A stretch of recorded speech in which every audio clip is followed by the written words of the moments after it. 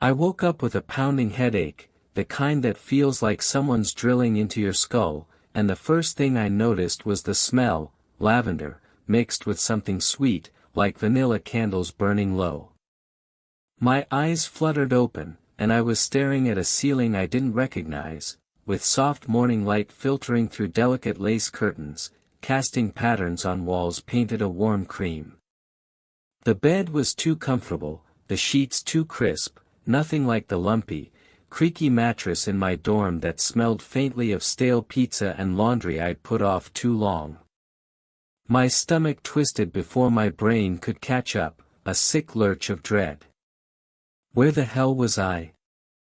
I turned my head, and there she was, Professor Ellison, my sociology professor, sitting at a vanity across the room, brushing her dark hair with slow, deliberate strokes, like this was just another morning.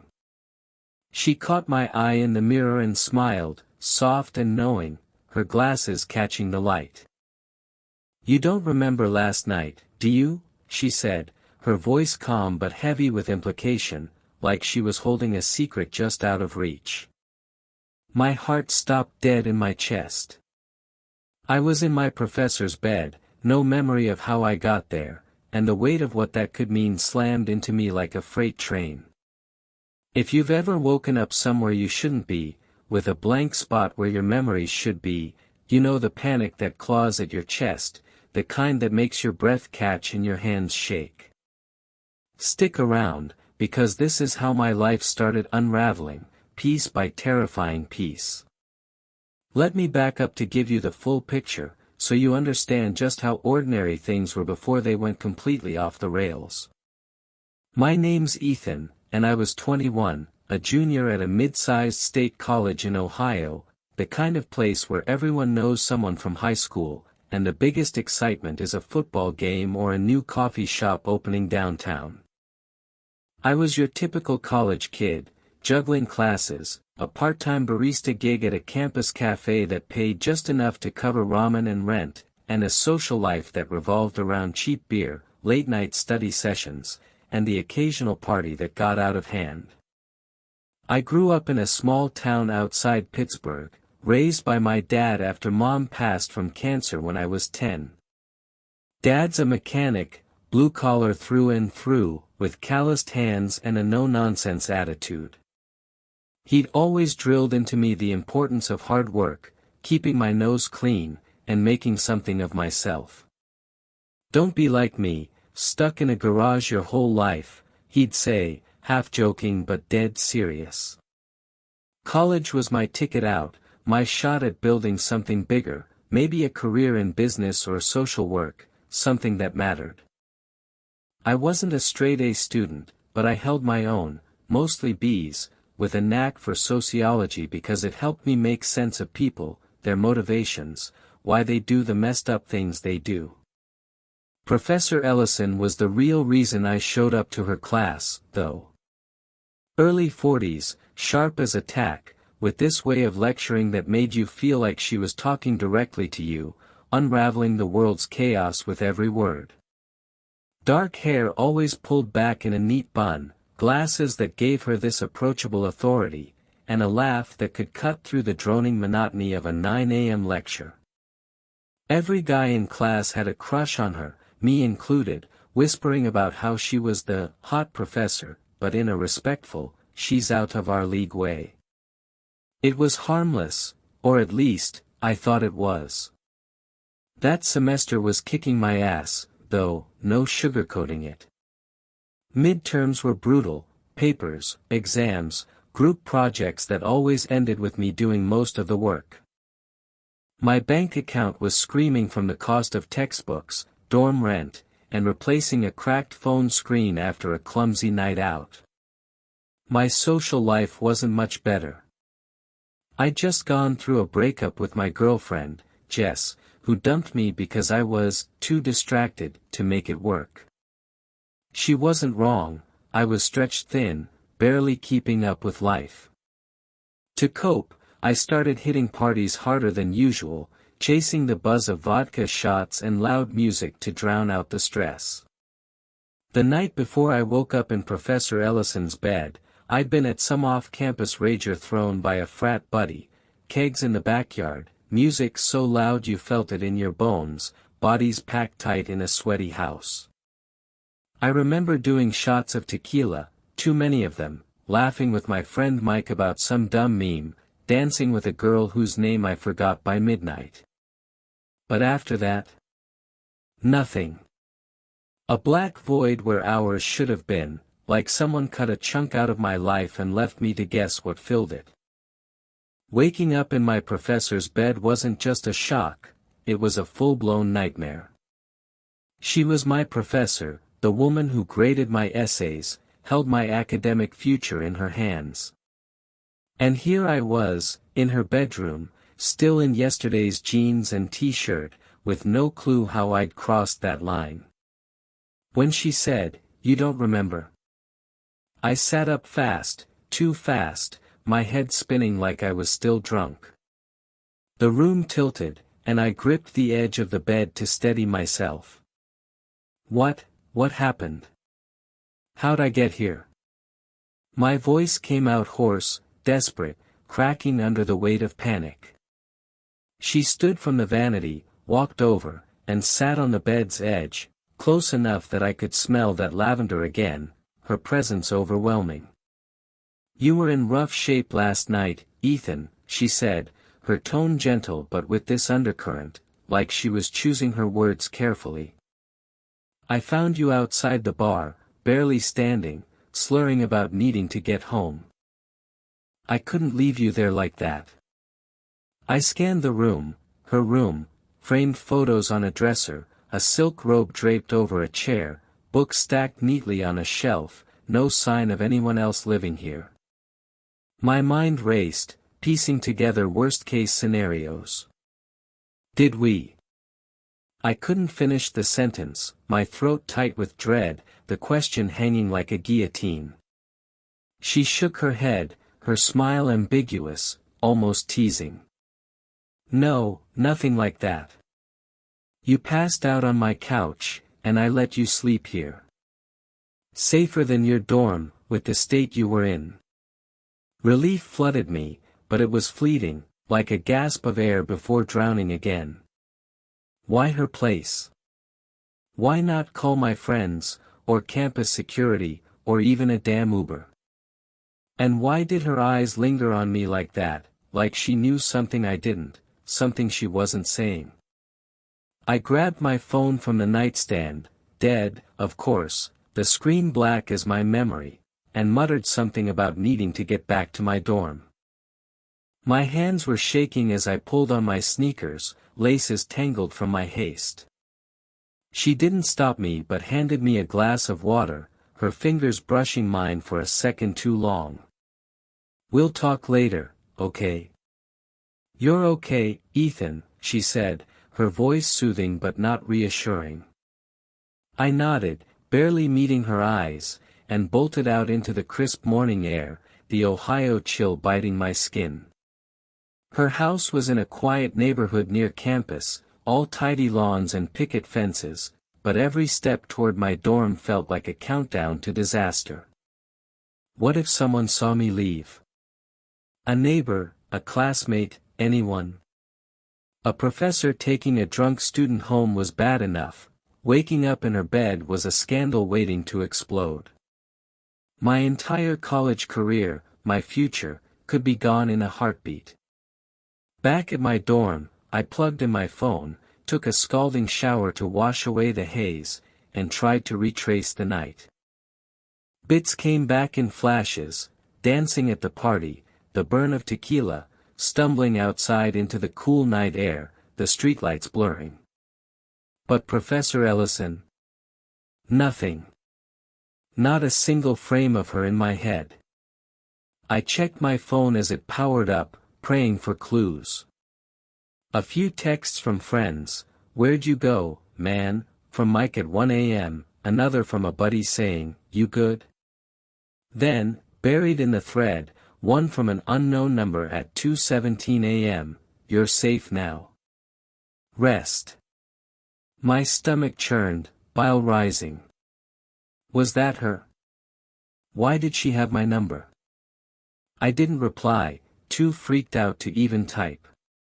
Instead, I avoided her class that week, skipping lectures and emailing the TA that I was sick. Sociology was a small class, though, maybe 20 students, and she noticed. By Wednesday, I had an email from her, "Ethan, missed you in class. Everything okay? Come by my office hours if you need to catch up." It was polite, professional, but it felt like a summons, like she was pulling me back into whatever this was. I couldn't dodge her forever.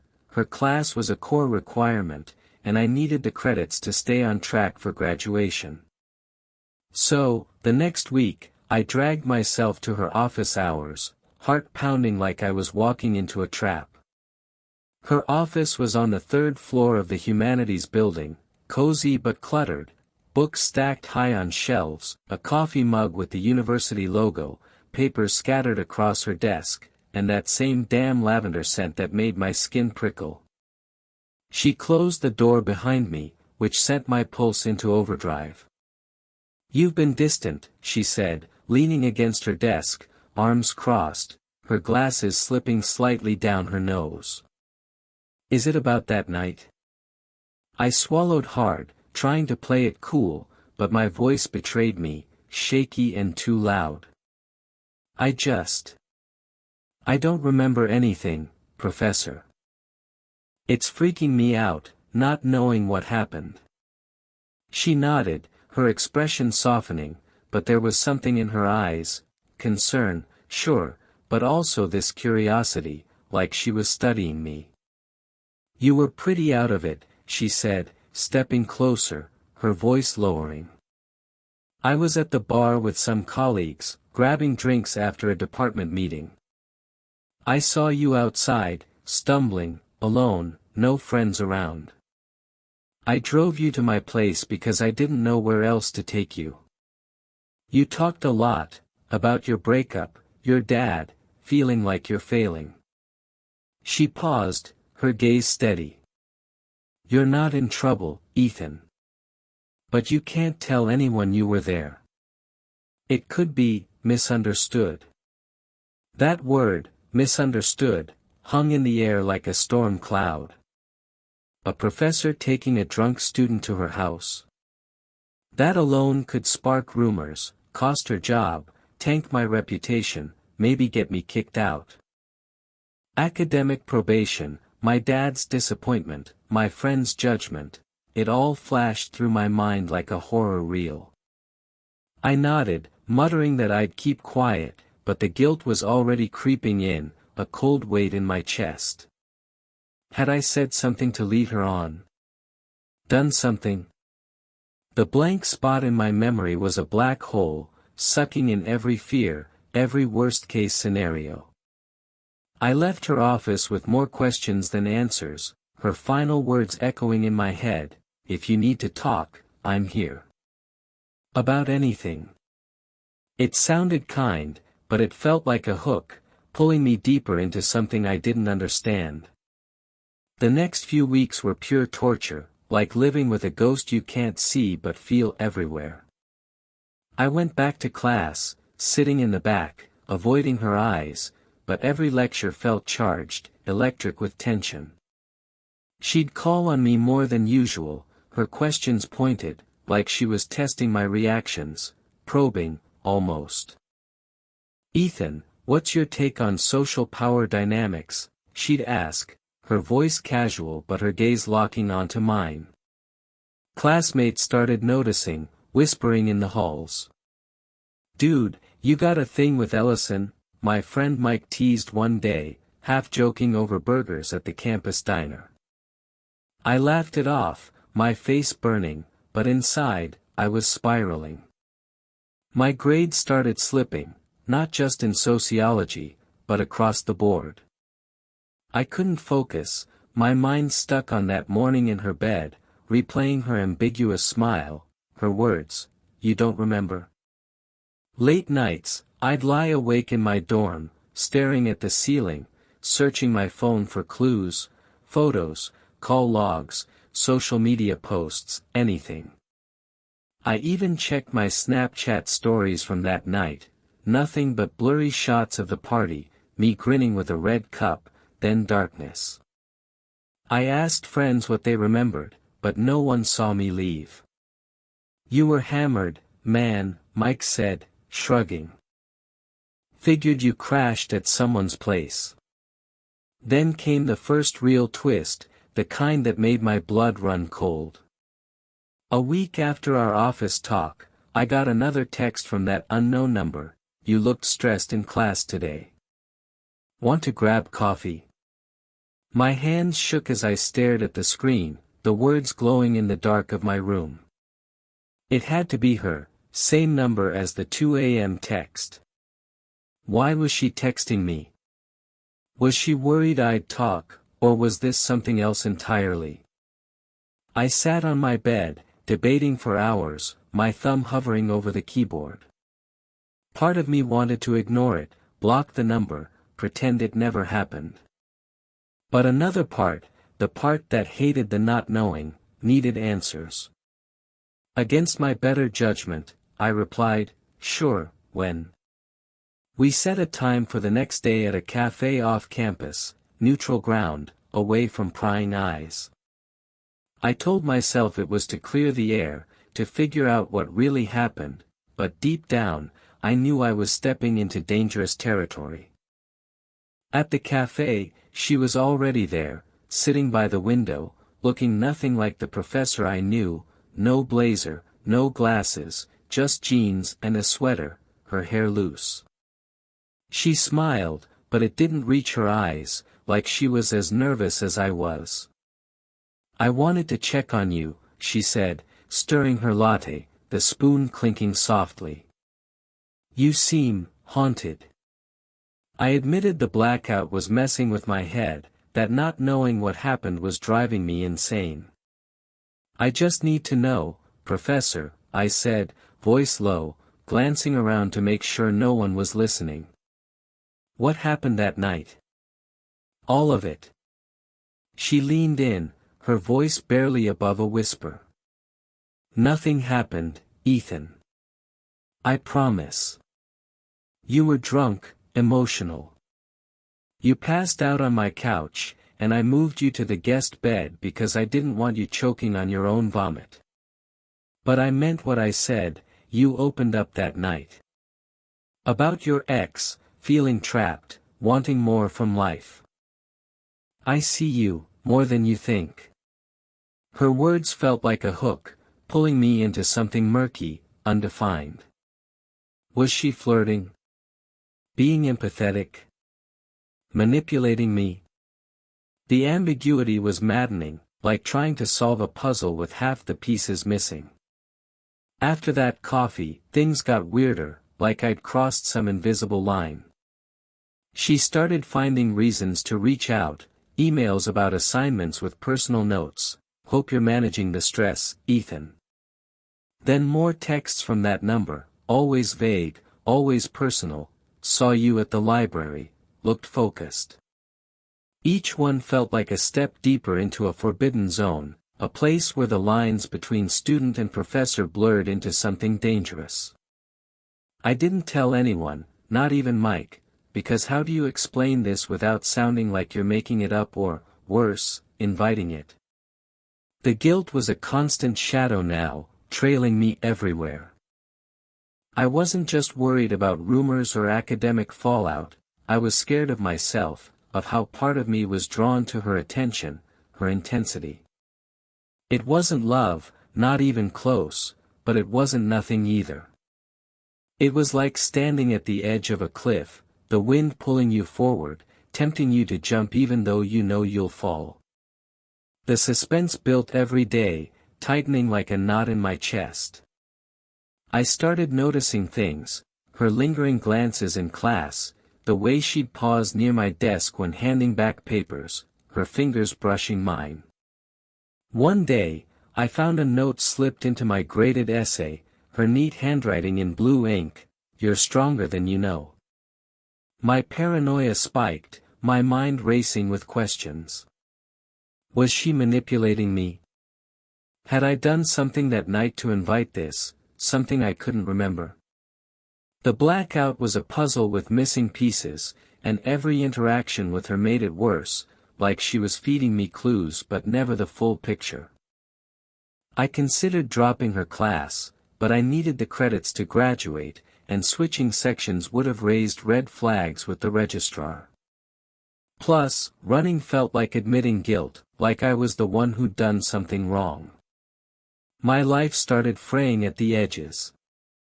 I stopped going to parties, afraid of another blackout, another gap I couldn't explain. My grades tanked, CS in classes I used to ace, late assignments piling up. Mike and my other friends noticed, asking if I was okay, but I brushed them off with excuses about stress or lack of sleep. Dad called one weekend, his voice gruff over the phone, "You sound off, kid. Everything all right?" I lied, said it was just school pressure, but his disappointment was palpable, even through the line. I felt like I was letting everyone down, including myself, but the real weight was the secret I was carrying, not just the night at her house, but the way it was changing me, making me question who I was. One night, I hit my breaking point, the tension too much to bear. I went back to the bar where it all happened, hoping the familiar neon lights and sticky floors would jog my memory. The place was quieter on a weekday, just a few regulars nursing beers. The bartender, a grizzled guy with tattoos up his arms, recognized me. "You were a mess that night, kid," he said, wiping down the counter. "Some woman helped you out, dark hair, glasses, looked like she knew you." My blood ran cold, confirmation hitting like a punch. He didn't know her name, but it was her, no question.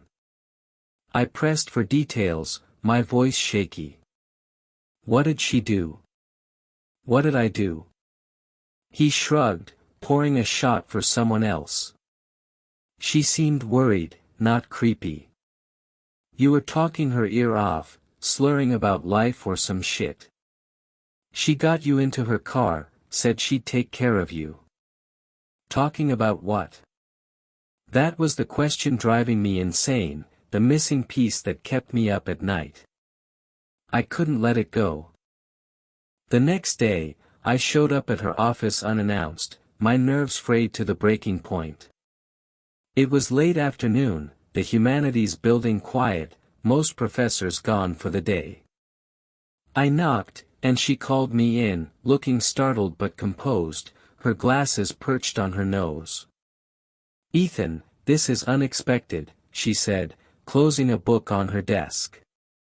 I didn't sit, just stood there, hands clenched. "I need the truth," I said, voice shaking but firm. "What did I say that night?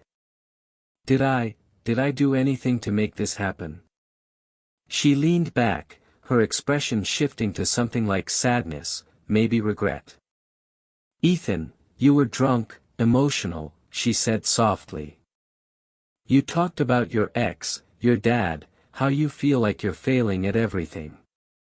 I listened because I care, maybe too much. I shouldn't have let it get this far." She paused, her eyes searching mine. "You did say you admired me, more than a student should." I thought. Maybe there was something there.